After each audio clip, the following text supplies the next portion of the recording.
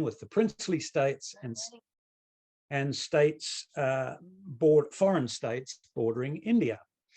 In the Manual of Instructions for Political Officers, it stated that, I quote, "The first duty of a political officer is to cultivate direct, friendly, personal relations with the ruling chiefs with whom he works."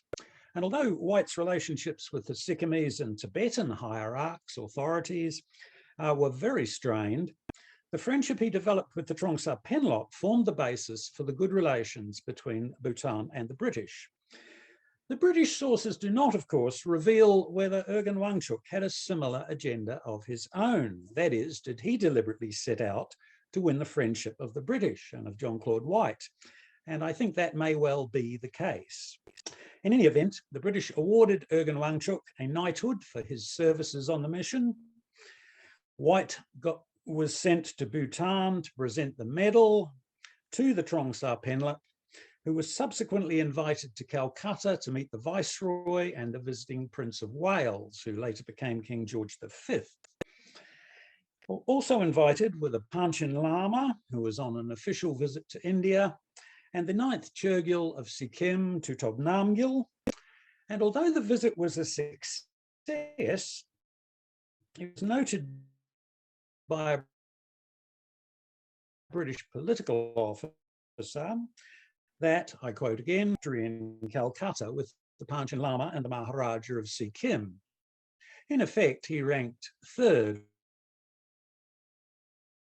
on that list, with the Panchen, of course, as the highest, acknowledging himself, in a sense, as a head of state. And it was soon after this that the Bhutan representative in India informed the British of a proposal that the Trongsa Penlop be made the Bhutanese king. While the colonial government had agreed internal affairs, they privately noted that, I quote, "The change should be welcomed by us as still further establishing the position of the Trongsa Penlop, who, as is well known, is favourably disposed to British interests." So the British were pleased that this was going forward. And Charles Bell, later Sir Charles Bell, who was relieving as political officer in Sikkim prior to taking over the position when White retired, observed that Ergen Wangchuk, I quote, "in character and intellect stands above anybody I have met in Bhutan, Tibet or Sikkim." The proposal to institute the monarchy was agreed within Bhutan. On the 17th of December 1907, the Trongsa Penlop Ergen Wangchuk became the first king of Bhutan's Wangchuk dynasty. And we'll switch here. That's John Claude White standing. Ergen Wangchuk, of course, seated with an earlier political officer, Paul, and a chap from the Intelligence Department, Major Rennick. And this was taken at the coronation of Ergen Wangchuk. You'll see that John Claude White is seated on his right, auspiciously, but at a slightly lower level, of course, than the king. That, of course, is a symbolic demonstration of the power within Bhutan. In January 1910, the 1865 treaty was amended to guarantee Bhutan's internal autonomy in return for acknowledging British control over its foreign relations. The political officer Charles Bell demonstrated his characteristic concern with local cultural accommodations when he consulted the lamas to ensure that the new agreement was signed on an auspicious day. Having gained the level of control over Bhutan that was necessary to protect British interests, the colonial government then left Bhutan largely to its own devices. No imperial or military officials were ever stationed in Bhutan, and in 1928, British attitudes to the country were unkindly but fairly accurately summed up in the Sikkim Gazetteer. You can read it on the screen, but I'll run through it. "No one wishes to explore that tangle of jungle-clad and fever-stricken hills, infested with leeches and the pipsa-fly, and offering no compensating advantages to the most enterprising pioneer. Adventure looks beyond Bhutan. Science passes it by as a region not sufficiently characteristic to merit special exploration." So the British were essentially saying that Bhutan was not a great place for them to travel and could be safely left to its own devices. Now, I mentioned the Bhutanese representative in Kalimpong, that was Raja Ergin Dorje, who served there until his death in 1916. That photograph, I think, taken in the Chumbi Valley. He was also, Raja Ergin was also awarded by the British for his services as an intermediary. He was given some 18 acres of land in Kalimpong, the estate which is now Bhutan House, which I'm sure many of you will know.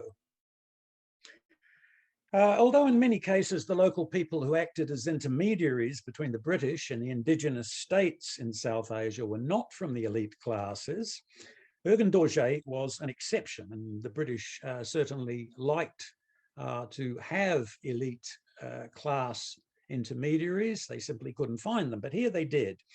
Ergin Dorje was a relative of the King Ergin Wangchuck and a holder of the important fiefdom of Ha. After his death, he was succeeded by his son, Sonam Tobgay Dorje, who had been educated at Dr. Graham's Kalimpong School. And before I turn to education, I want to outline the structure of the British colonial government at that time as it applied to Bhutan. For much of the 19th century, the day-to-day issues between the two states had come under the control of the government of Bengal.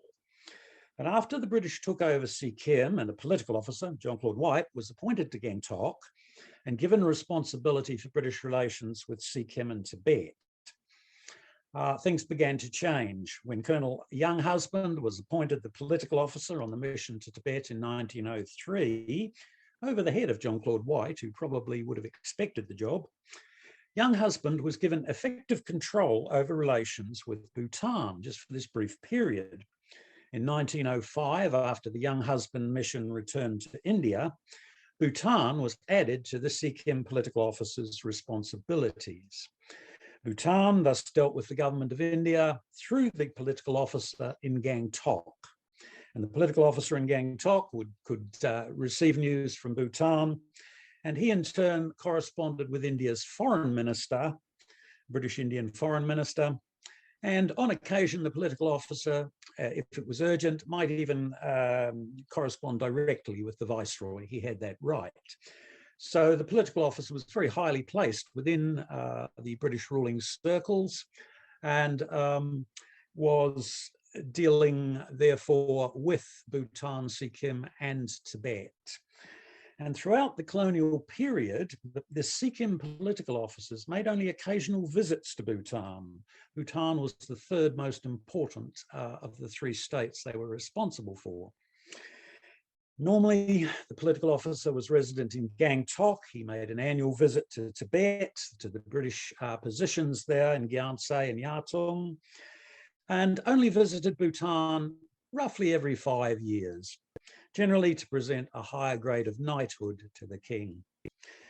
Now, an important part of the British system of dealing personally with the indigenous elites was impressing them with the material advances and the advantages of British colonial modernity. So when Ergin Wangchuck was in Calcutta to meet the Prince of Wales, or in Delhi for the Durbar in 1911, he was shown around important civil and military sites, the Mint, an ice factory, railways, ferries, warships, and the Calcutta horse races. Now, these were designed to impress upon him the power of the British and the benefits of their rule for all classes of citizens. And of course, it also carried a hidden message, which was that the British were so powerful that it would be a good idea to get along with them, because they were certainly powerful enough to enforce their will if they needed to do so. Now, the second king, Jigme Wangchuck, was similarly shown motor cars, trains, river steamers, warships, and machinery during his visit to Calcutta in 1927 to 28. And in 1934 to 35, he was taken up in an aeroplane, and like the Churgyal of Sikkim, he became a patron of the Bengal Flying Club. These tours of India, which were financed by the British colonial government, also embraced the Buddhist sacred sites, with Jigme Chuk and his family taken to visit Sarnath, Kushanagara, the other sites, sacred sites in India of the Buddha, the historical Buddha.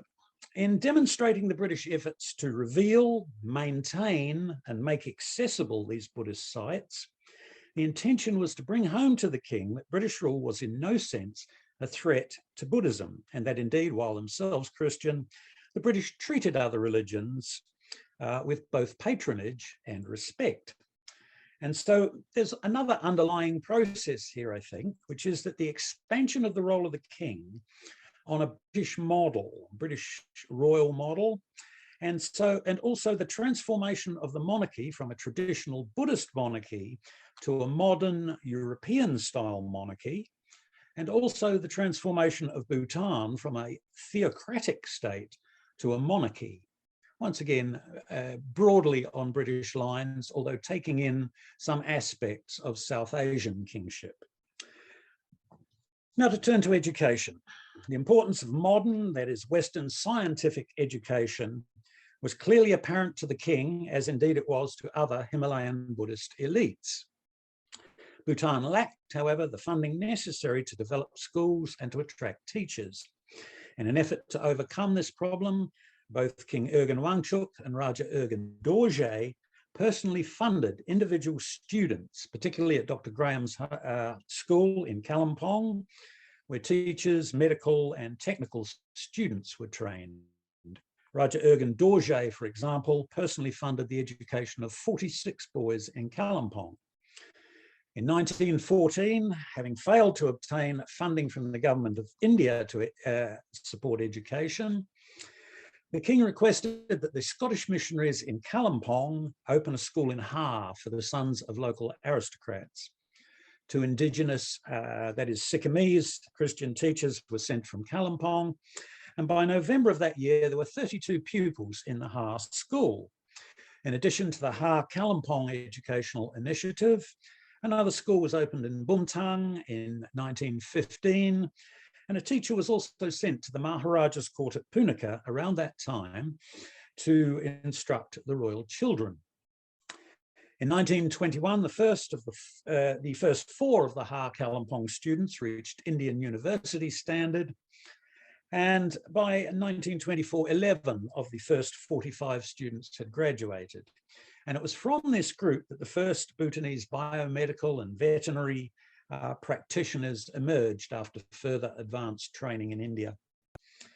Now, my colleague Karma Pansok states correctly, I think, that Urgen Wangchuk's biggest impact was really on education.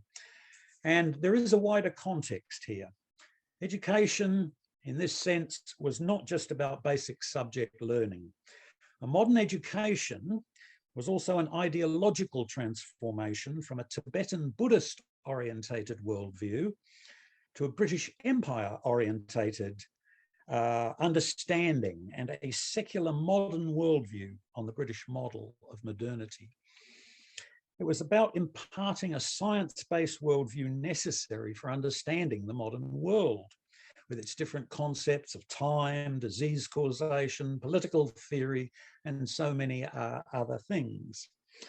But it meant that no longer would Bhutan look to Lhasa. The models would derive from Calcutta and later Delhi, and indeed from London.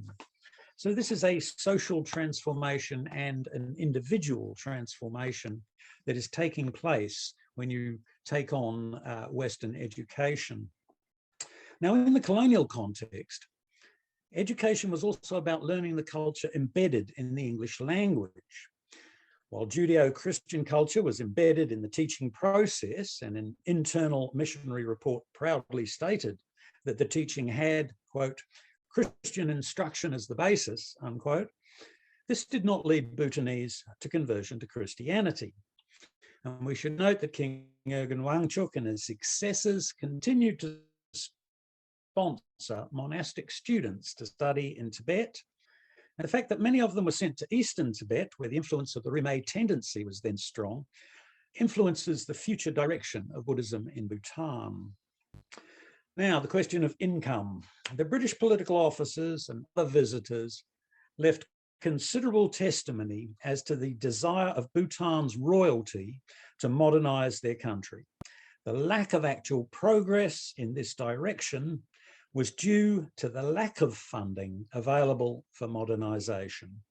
Until 1910, the British subsidy was limited to 50,000 rupees per annum. The amount was then doubled. The 1910 treaty had been signed.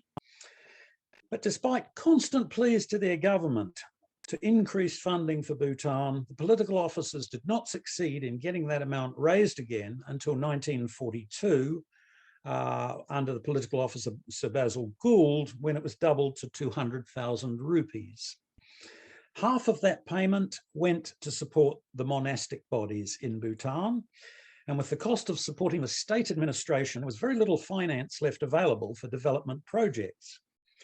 Consider too that during the First World War, Bhutan gave 100,000 rupees back to the British in the form of their Imperial Relief Fund, and that during the Second World War, they gave 60,000 rupees to the Viceroy's War Fund and another 10,000 to the Red Cross. We also know that King Urgen Wangchuck gave 70,000 rupees towards the renovation of the Swayambhu Temple in Kathmandu and made other generous contributions to other religious causes. So this is not leaving much money for modernization projects. Around 1920, Bhutan was given an extra annual payment of 100,000 rupees per annum to compensate them for moving all of the liquor shops back 10 miles from the Bhutanese border. This was to make it more difficult to smuggle liquor across the border, stop people just coming across the border for a drink. The British were having a problem with that. And so they asked the Bhutanese to move the liquor shops back 10 miles and in return gave them an extra 100,000 rupees payment, which they were getting back from increased taxation. But as we can see, that's not a lot to fund modernity. There were a few other small ways in which the state received an income. There was an annual elephant capture project in which the profits were divided between Bhutan and Cooch Behar, which cooperated in the jungles there to catch the elephants. And in a good year, that could amount to some tens of thousands of rupees, sometimes less. In the late 1920s and increasingly later, water rights and concessions from Indian firms down on the border brought in smaller amounts, a matter of 1,500, 1,000, 2,000 rupees per annum. Again, very small amounts. The potential profits from forest produce were never fully exploited in the British period. Much of the valuable timber was lost in land clearing in the south. In 1911, an Imperial Forest Service officer, a Mr Jacob, did survey Bhutan's forests, and some restrictions on cutting down trees were instituted. John Claude White, the political officer who had retired in 1908, turned up on the frontier again in 1914 with some plans for private capital development in the fields of tea, timber, and mining. He intended to act as the king's agent in this affair, but White, who always had a great concern with his personal financial affairs, submitted an expense claim that was rejected and the scheme collapsed. I don't have any details on that. So it was that Bhutan had to make do with very limited financial resources. Its development stalled for that reason, and it's notable that when India took over the British role, it immediately raised the annual subsidy to 500,000 rupees, more than doubling it, in addition to returning to Bhutan some fertile lowland territory which the British had taken after the 1865 war, at which time things hadn't been surveyed very accurately. Now, the reliance of the British government, the reluctance, of the British government of India to increase the annual subsidy was mainly due to Bhutan's political status. The British were extremely reluctant to allocate any funds to regions that were not either effectively or potentially under their direct control. While in some ways Bhutan's status was ambivalent, uncertain in international law, and that did have some benefits for the British, who did not think it was a problem when things weren't quite defined on the frontiers. It helped in negotiations. But in fact, Bhutan was generally not as part of the British Empire. Without going into too much detail, it's notable that in contrast to the situation with neighbouring Sikkim, which was, of course, eventually to lose its independence, I'll give some examples of the distinction in practice. Bhutan's currency was recognised, whereas Sikkim was required to use the Indian rupee. Bhutan, unlike Sikkim, was not linked into Indian structures such as the Postal Service or the Public Works Department. And unlike Sikkim, Bhutan was neither invited to the Council of Princes nor the Council of States created under the Government of India Act of 1935. The British did, however, give some military support to Bhutan that was consistent with the British concern for the security of their northern frontier. That was always the British primary concern in this region, security. The British did supply weapons to Bhutan, an act which in itself implies recognition of an independent state. And from 1928 onwards, they took Bhutanese for military training with the Gurkhas in Shillong. They also recruited several hundred, mainly Bhutanese-born Nepalese, into the Gurkhas during the Second World War. Medical support was similarly restricted. The British were concerned with the possibility of epidemic diseases spreading from Central Asia via Bhutan, and were particularly keen to encourage vaccination against smallpox, training vaccinators to work in Bhutan and supplying lymph for the vaccinations.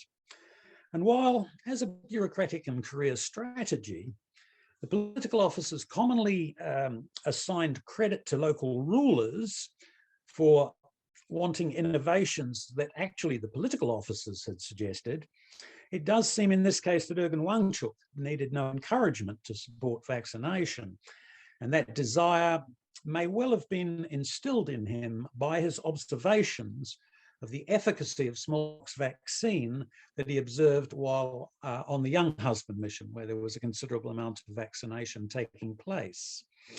Other than regard to epidemic diseases, however, it was only during the political officers' visits to Bhutan that scientific medicine was made available by the British in Bhutan. During those visits, the political officer would be accompanied by a medical officer from the Indian Medical Service. He would set up clinics along the way every night when they stopped and offer free medical treatment to all comers. This was considered a valuable means of cultivating goodwill across society. And while only the most basic surgery was possible, the superiority of scientific medicine in treating such conditions as cataracts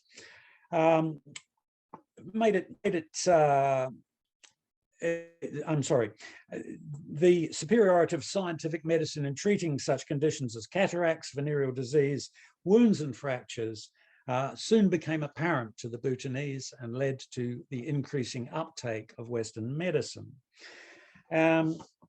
I'll touch here on a common misunderstanding.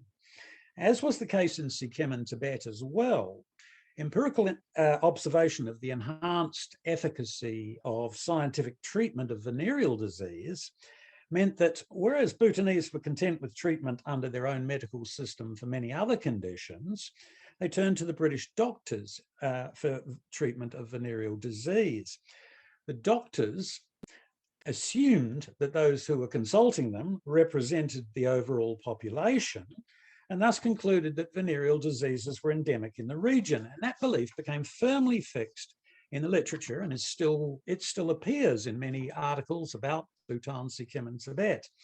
Whereas in fact, it's completely untrue. It's a myth arising from the strategies of resort, the way in which people chose to consult Western scientific medicine. If they had something like asthma, were probably quite content with their own treatment under Soariga, Bhutanese Tibetan system of medicine, Buddhist medicine, which was at least as effective as Western medicine in that case. So what we see here is the Bhutanese going to see the doctor for things where the Western system, the scientific medicine, was demonstrably more effective. There's a similar confusion, incidentally, over the issue of population. There's a fashionable contemporary belief that Bhutan's population was declining. And Dr. Graham, the Kalimpong missionary, wrote to the king in 1922, advising him that a population increase was the first priority for Bhutanese development. The long-serving political officer Basil Gould was another firm believer in this decline, but the first census was not undertaken in Bhutan until 1969. So the understanding of a declining birth rate and population was not based on any reliable evidence or systematic research. Okay, now given the importance of tourism to the modern Bhutanese economy, we should note throughout the colonial period, Bhutan was effectively closed to European visitors. Although Tibet had the reputation of being a forbidden land, far more Europeans travelled to Tibet than to Bhutan.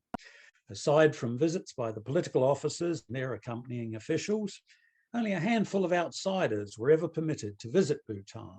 They had to go to the political officer Sikkim for permission, and in cooperation with the Bhutanese government, they just didn't let people in unless they were well connected. Botanists such as Ludlow and Sherub made extensive journeys in Bhutan, but they spent most of their time in remote areas, so not many people saw them. And the two men were in any case so well versed in the regional culture that during the Second World War, they were both appointed to serve terms as the British representative in Lhasa. So they were very much people of higher status themselves, well connected with British government, as well as being botanists well connected with Kew Gardens and such like. Otherwise, there were only a few visits, such as that by the appropriately named Mr King, a Calcutta dentist who was sent to treat King Jigme Wangchuck in 1922.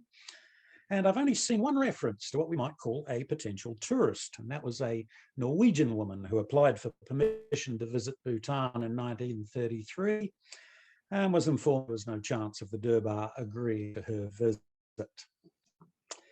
Now, second king, Druk Gyalpo Jigme Wangchuck, was installed in 1927, March 1927, and Bhutan continued its slow progress under his rule. Education and modern medicine were gradually expanded, limited still by the shortage of funding, and mostly, therefore, coming under missionary auspices. There were some improvements in the roads to India, and the wireless was introduced, which improved communications around the region. Jigme Wangchuck also presided over revisions of the taxation structure, which are not detailed in the British reports. And there was an increasing centralization of government in Thimphu as rival power structures in Bhutan were slowly absorbed into the lower ranks of authority. And in contrast to Sikkim, where state institutions on the British Indian model were increasingly formalized, and Sikkim thus increasingly integrated into Indian government structures, Bhutan continued to be left to its own devices. While personal ties with the British were strong and occasional visits by the political officers were welcomed, the government of India continued to stand off from involvement in Bhutan despite the effort of the political officers to obtain increased funds to support development there. Well, when the British withdrew from their South Asian empire in the late 1940s, Bhutan was still almost entirely lacking in the infrastructure that had been developed in Sikkim and the Himalayan districts of India. Even Tibet was better equipped in terms of roads and communications, as well as in military, administrative, and even public health systems. While Tibet was already employing foreign technical advisors, Bhutan remained closed to outsiders when the last British political officer, Arthur Hopkinson, handed over to the new Indian political officer, Harish Dayal, Indian civil serviceman, on the 1st of September 1948. But unlike Tibet, and eventually unlike Sikkim, Bhutan retained its independence. Under an agreement signed in August 1949, India took on the British role, allowing Bhutanese internal autonomy and national independence in return for agreeing to follow Indian advice on its foreign relations, which of course was the situation until very recently. And as AJK Singh has pointed out in her book Himalayan Triangle, Bhutan may have been a little fortunate in that this agreement came before the Chinese takeover of Tibet brought home the continuing threat posed to the security of India by its northern neighbour, something the British had always feared. Now to the conclusions. there was obviously a massive power imbalance in the Anglo-Bhutanese relationship, and it's one that the British exploited to achieve their aims, while Bhutan was neglected and unable to achieve the development their monarchs hoped to achieve. The primary concern of the British was always to ensure security of India's northern frontier. In contrast to the Sikkim-Tibet frontier, the passes between Bhutan and Tibet were of no military value because they did not offer the possibility, they did not allow the passage of a modern army across those passes, the Monolaching and Satsai. British, therefore, had no need to station troops in Bhutan. They had there a friendly government providing security and stability.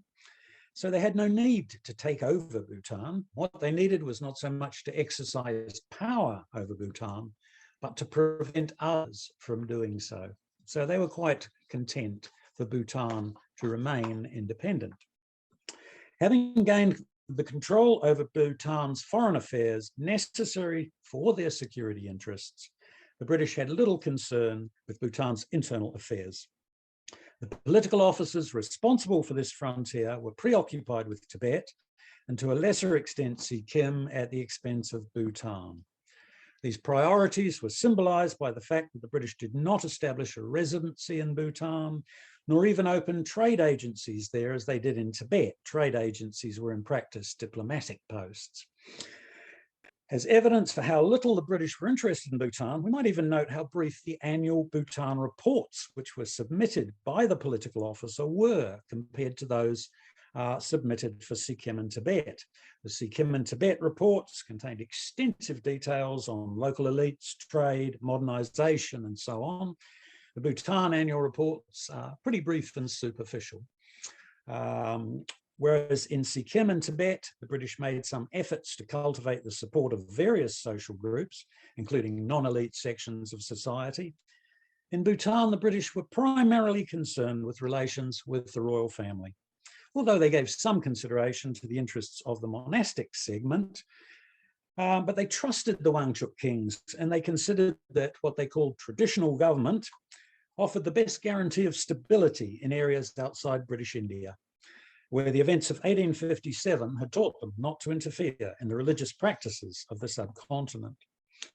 Thus, we may conclude that while the British benefited from their relationship with Bhutan, and that the Bhutanese royal family became embedded in Bhutanese society with British support, the Bhutanese state gained little benefit from their relationship with the British beyond a certain security and stability as a result of what they called the Pax Britannica, the peace and stability that the British generally were able to create in their empire.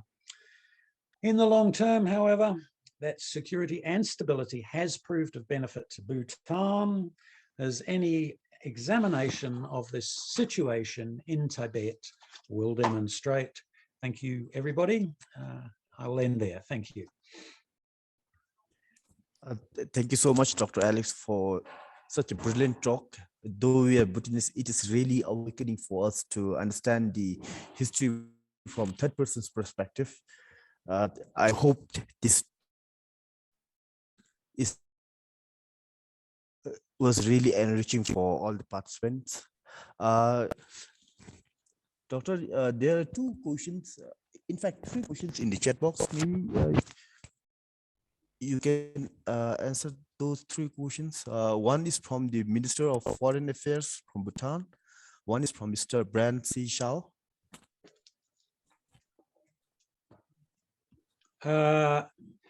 Right, where am I going to, where do I find this? I think Mr. Sherub can read the question to the speaker. First is from Brand Shao. Two questions from Brand Shao and one question from Dr. Limpo Foreign Ministry. So I think you should go by the first question. Thank you. I'll first read the question from Brand Shao. With all due respect, Singh Tashi has covered well the same ground in the 15-gun salute. Specifically, Nehru wanted Bhutan to join the new union, but this was strongly rejected by Bhutan's 1940 delegation to India. Can you throw more light on this? And the third king observed in 1971 that what we benefited by living as a neighbor during British rule was that we lost part of our territory to them. You may think that we had not asked for aid from British India, but we did, and the response was not encouraging. Can you kindly comment? I'm afraid the first question is really beyond my knowledge. My studies have always stopped at decolonization, and I do know, I think Nehru, in a kind of paternalist way, liked the Himalayan Buddhist states, and he, I think, had a slightly idealistic view of of the benefit to them by joining India. So I'm not surprised at that offer. As for the second question, it is very much the case that the benefits to Bhutan were very few indeed, and that the British not only had taken territory back in 1865, a small part of which was returned by India, but they had given very little in practice to Bhutan. They gave rather more to Sikkim and Tibet. And this is because of the British interests in security. Their major concern was always the security of British India. If a political officer wanted to get something done, he would refer to it in the context of a security question. And this is where Sikkim received benefits across different levels of society, because they needed to ensure that the people within Sikkim wouldn't have been acting as spies or informants for powers within or coming into Tibet. Bhutan, because the Wangchuk monarchy was in power, was considered to be stable and not to pose a threat in any sense to India. Therefore, the British actually treated it far worse than they treated either, especially Sikkim to an extent, but also Tibet, where they made steps towards assisting the Tibetans with modernization and state building. But it was of no value to the British, and they were not necessarily a beneficent power. They were preserving their own power interests, and so and always very reluctant to spend any money outside those areas that were either under Government of India control, British Government of India control, or likely to be so, as in the case of Sikkim, which wasn't directly governed by the British, but which nonetheless far more heavily under their influence on a day basis than Bhutan ever was. So I hope that would answer your question. I don't want to make it sound as if the British were a charity. They certainly weren't. The next question is from His Excellency, Dr. Limbu Tanjindoji, Minister for Foreign Affairs. Why did the British never increase subsidy? They did once, despite our repeated requests for aid. The First World War is understandable, but all the other decades. Then, and the second question is, Mr. White said to have been recruited by First King, but because of some problems, he was asked to leave and he left. Do you have more information on the problems between the two who were actually appointed? Right, and as regards the funding, I believe that the British political officers were genuine in their efforts to obtain extra funding for Bhutan. When you examine their letters and diaries and such like, they're almost angry sometimes with their government's refusal to assist Bhutan. They could see a number of advantages in giving Bhutan extra funding for development. I think it may be a factor that at that time, right up into the 1940s, the areas to the east, what is now Assam, Meghalaya, and Nagaland, and these states, were they were not threatened in any sense, and they were almost outside of Indian interests. Very little government penetration. Other people have written about this.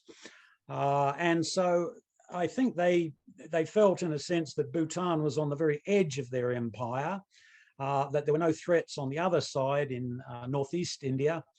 And so the government of India was increasingly short of money as we come into the 1930s and 40s. I mean, the empire was in decline. Perhaps 100 years earlier, they may have been more generous. Certainly by the 1930s, I think the late 30s, it was pretty clear to the British government in London, and thus to the Viceroy and the higher elements of the government of India, that Britain was pulling out. And so they were not prepared to invest long term. I do think that that decision was made at the highest levels of the government of India, and that the political officers themselves were sympathetic to Bhutan.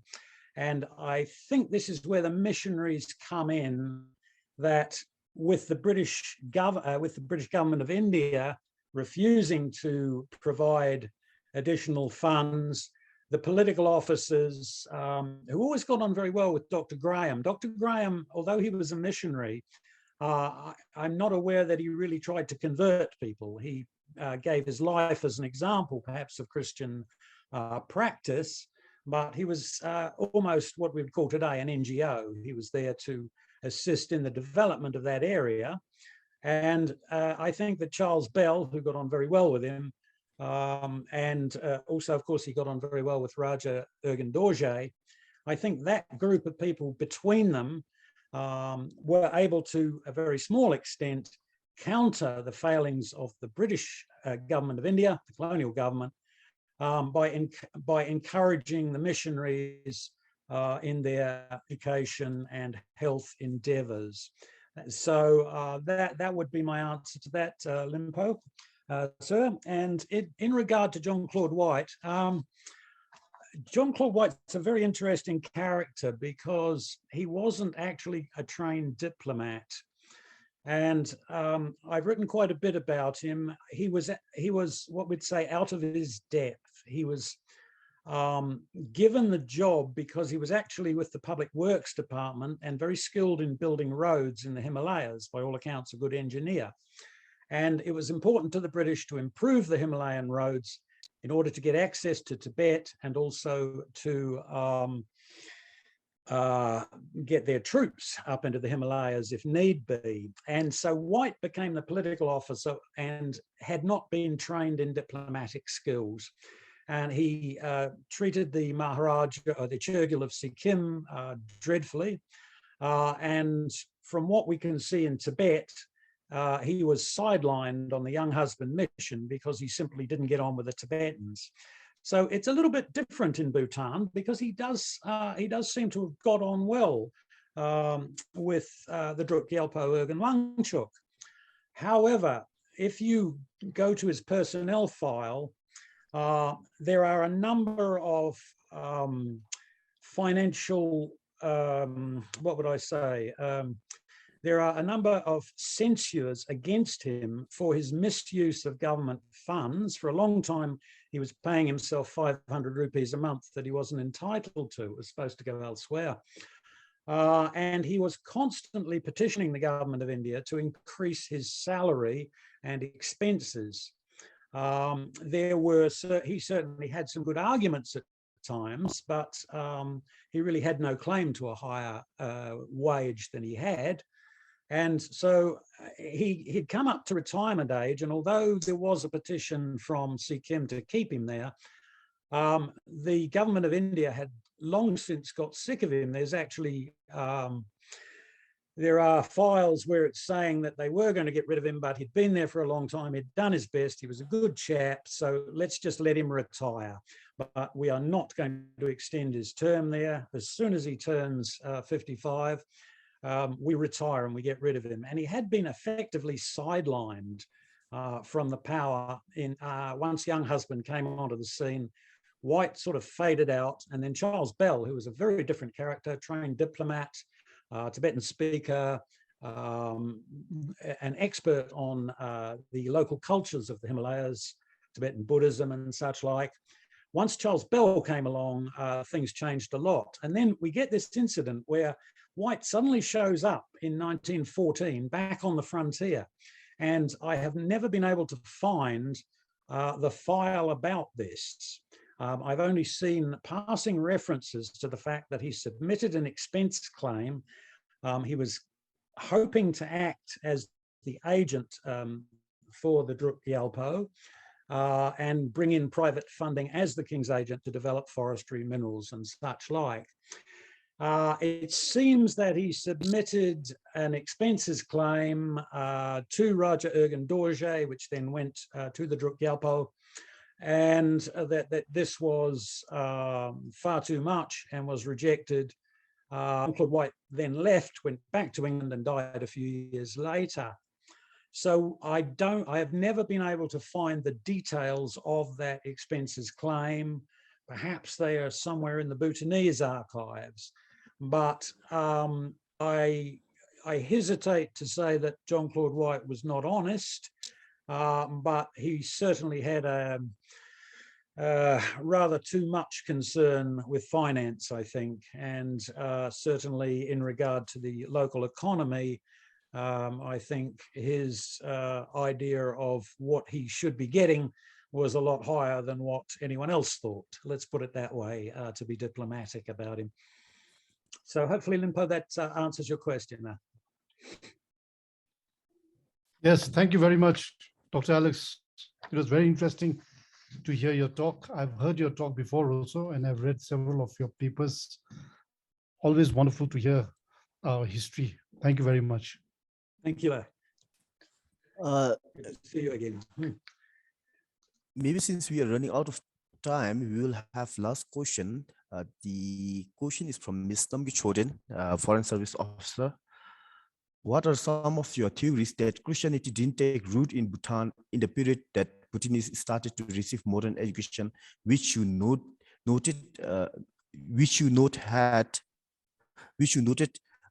Judeo-Christianity instruction? Sorry, the first part of the question? Hi, I'll take I'll turn on my speaker and ask the question. Thank you, Dr. McKAY. I found it really fascinating that Christianity didn't take root in the country despite a bunch of students who were deliberately sent out to receive modern education, which you know strongly had Judeo-Christian instruction. And you know, I suppose that when these students come back, they would then go on to become something of an elite in our society. So I was curious to know what some of your theories are regarding that. Thank you. Yeah. I think that this was a process, and I think we need to remember that the different elite groups in the Himalayas, the Churgil and Sikkim, the Druk Gyalpo, the Dalai Lama, and various officials in Tibet, King of Nepal and such like, I think that these rulers were in communication, perhaps not directly, but sometimes directly, and they were obviously looking at what was happening in other countries, their neighbors, to see what was going on. And I think what happens is that the Sikkimese are probably the earliest, perhaps the Nepalis, I can't comment on them, but in our triangle, Tibet, Sikkim, Bhutan, the Sikkimese were the first to take up Western education. And I think that both Tibet and Bhutan observe what's happening in Sikkim and realize that although you might have a missionary teacher, although there is within the language and culture lessons, there's an underlying message of Christianity. You know, they talk about things like Christmas Day and Easter and these kind of things. Nonetheless, you don't have to be a Christian to get the basic message, to get the education.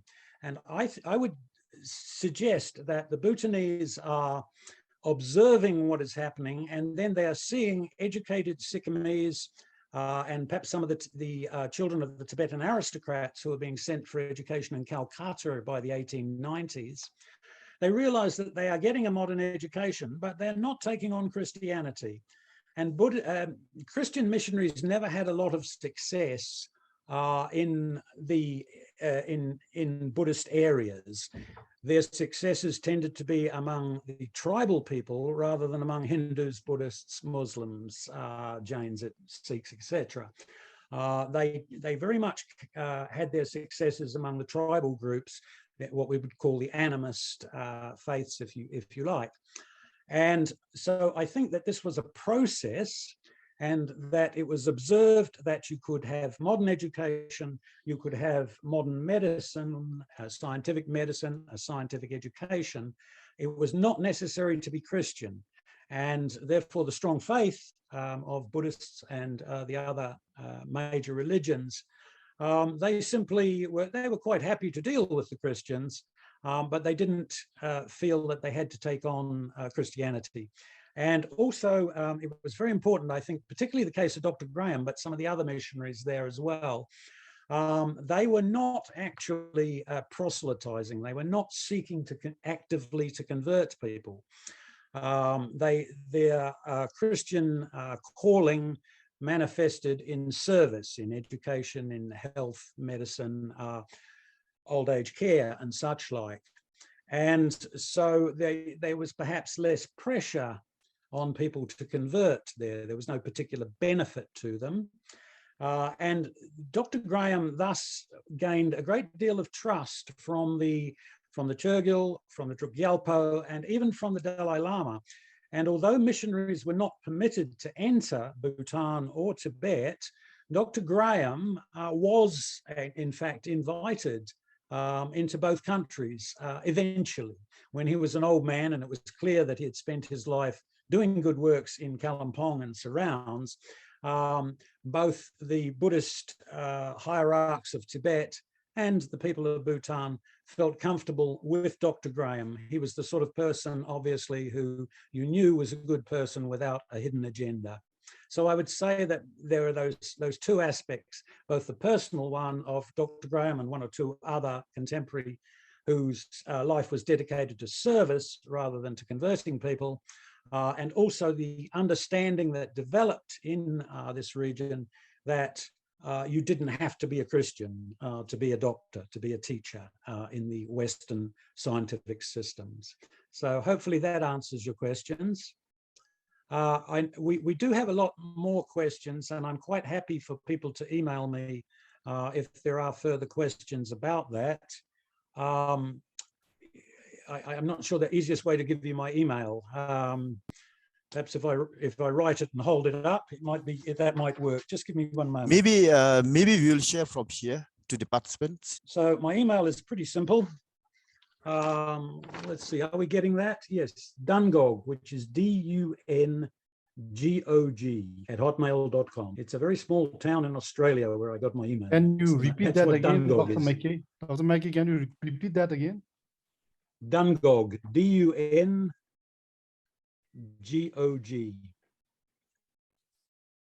DUNGOG. Yep, there we go. And it's hotmail.com. So I'm happy to take any more questions. Since we are running out of time, maybe we will end the session here. I think we can take the last question. We have one question left from Pema Chodin. Sorry. If Dr. Alex is free, I think we can take one more question, and after that we can wind up the session. Yeah, thank you so much. It's not a question, it's a comment agreeing with Dr. Alex McKAy that the missionaries were excellent educationists and did not seek to proselytize. So you can read my comment in the chat. Okay, great. Can I please take the last question if it's okay? Yeah. So, Dr. McKAy, from what I understood from your presentation, it looks like Bhutan did not come under British rule more because British were not interested in Bhutan and they never saw Bhutan as a potential trade partner. So do you think that worked to Bhutan's advantage later, especially when British left India? And also one quick comment, in one of your slides, you showed picture of Pongzim Ugendoji and his son Sontogedoji. So I think that picture is not that of Sonam Toggedoji, it's the picture of our third king, I think that was a mistake, maybe. Thank you. Okay. Thank you for that correction. I think that does sum it up. There was, at that time, I mean, Bhutan does have resources in the modern world, not least timber, which are an issue, but at that time, there was no real, no major trade at all going on. It was a very small scale trade. And with Bhutan lacking the foreign currency necessary for many items, that also made it difficult. There was some small scale trade, but essentially there was no benefit to the British in taking over Bhutan or even in trying to stimulate trade. They couldn't see a profit there. And did it work to Bhutan's advantage? I think it did. You know, I don't want to go too much into post-British departure from South Asia, coming into the 50s and 60s. I think if we look today, we can see that Bhutan has developed very well. Bhutan has been able to maintain its independence and to be a member of the world community. Just a few months ago, I attended the opening of Bhutan's embassy here in Australia. And so Bhutan's voice is spreading, and it's a very well-known country around the world because of things like gross national happiness. And so I think that the story has a happy ending. It's quite a sad story in many ways throughout the period that I study, but in the long term, I think we can close on a happy note, that we're talking freely in here, and that you are living in a democracy, a well-governed democracy. I think we can say the story has a happy ending. Thank you so much, Doctor, for this interactive session. Now, I think with this, we will end today's session. I, on behalf of CBS and Dr. Karmora, would like to sincerely thank our speaker, Dr. Alex, for highlighting on very important aspects of Anglo-Bhutan relationship and taking up all the questions with great enthusiasm. And I also would like to take this opportunity to thank participants, especially the Minister of Foreign Affairs, Secretary, and other heads of department, and all the colleagues from the ministry, and my fellow researchers here at CBS. It is a great privilege for us to have Lembo and the officials from Ministry of Foreign Affairs on board today. Without wasting much time, I would like to thank you all for participating in today's session actively. And I would like to remind all that we will have next virtual seminar series on 7th June with the speaker Tim Bolt on the study and potential application of linguistics in Bhutan. Thank you, and Kadin Chela. Thank you for facilitating. Thank you all for listening. Good night. Thank you, Doctor, and thank you to everybody. Thank you to CBS for organizing. Thank you, Lal.